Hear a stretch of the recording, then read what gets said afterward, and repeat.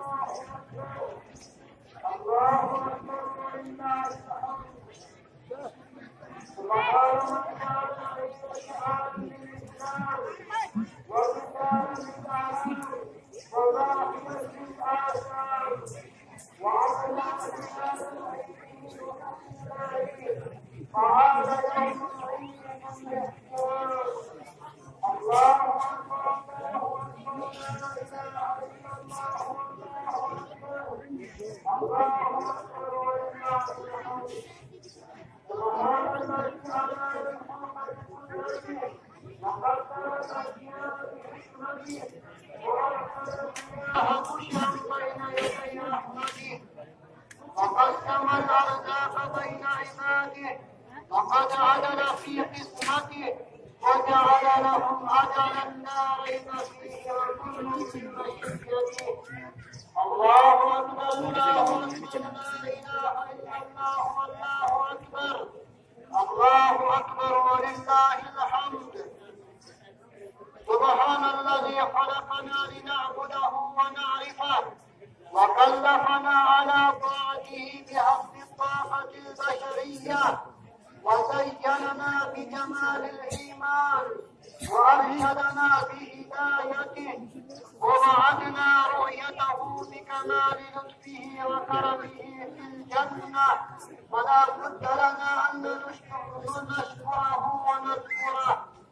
الله أكبر الله أكبر لا إله إلا الله والله أكبر الله أكبر ولله الحمد.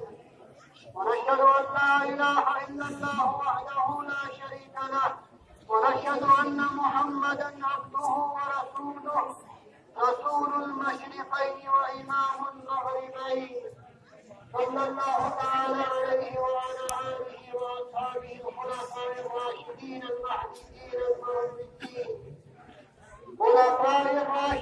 المهديين من بعده وسلم تسليما دائما مباركا كثيرا.